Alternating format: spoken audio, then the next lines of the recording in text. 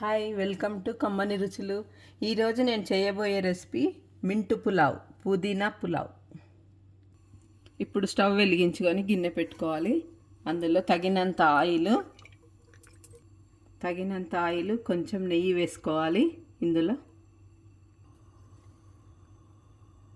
ఇప్పుడు ఆయిల్ వేడెక్కింది. అందులో జీలకర్ర,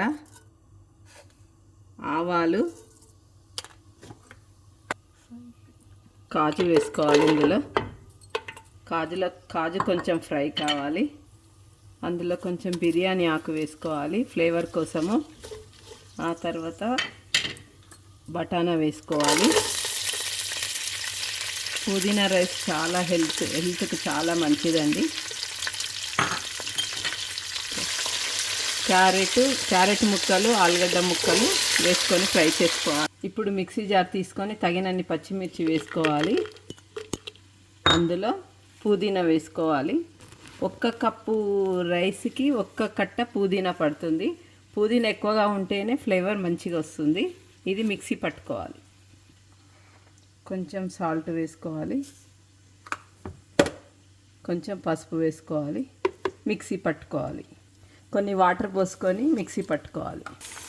ఇప్పుడు ఇందులో పుదీనా పేస్ట్ వేసుకోవాలి. ఈ పుదీనా పేస్ట్ మంచిగా ఫ్రై కావాలి, పచ్చివాసన పోయేటట్టు. ఇప్పుడు 1 టీ స్పూన్ అల్లం వెల్లుల్లి పేస్ట్, ఇది మంచిగా ఫ్రై కావాలి. తగినంత గరం మసాలా వేసుకోవాలి. అన్నీ మిక్స్ చేసిన పౌడరు. ఇప్పుడు మంచిగా కలుపుకోవాలి. చూసారా ఎంత కలర్ఫుల్గా ఉందో, గ్రీన్ రెడ్. ఇప్పుడు కొంచెం సాల్ట్ వేసుకోవాలి. ఎందుకంటే పుదీనా పేస్ట్ వేసుకున్నాం కానీ ఇంకా కొంచెం పడుతుంది.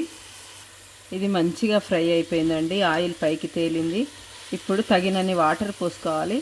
1 కప్ రైస్కి 1.5 కప్పు వాటరు. బాస్మతి రైస్కి 1 కప్ రైస్. మంచిగా మిక్స్ చేసుకొని ఇప్పుడు మూత పెట్టుకోవాలి. ఇప్పుడు నీళ్ళు మసినాయా లేవో చూసుకుందాం. ఇప్పుడు బియ్యం కడిగి పెట్టుకున్నాము. బాస్మతి రైస్ ఈ మరిగే నీళ్ళలో వేసుకుందాము. నానబెట్టిన బియ్యం వేసుకొని చక్కగా కలుపుకోవాలి. మీడియంలో పెట్టి ఇప్పుడు మూత పెట్టి ఉడికించుకోవాలి. ఇప్పుడు సిమ్లో పెట్టుకొని ఉడికించుకోవాలి. ఈ వాటర్ అన్నీ పోయేంత వరకు ఉడికించుకోవాలి. ఇప్పుడు పుదీనా రసం రెడీ అయిపోయింది. వాటర్ అన్నీ పోయాయి. ఇప్పుడు సర్వింగ్ బౌల్లోకి తీసుకుందాం.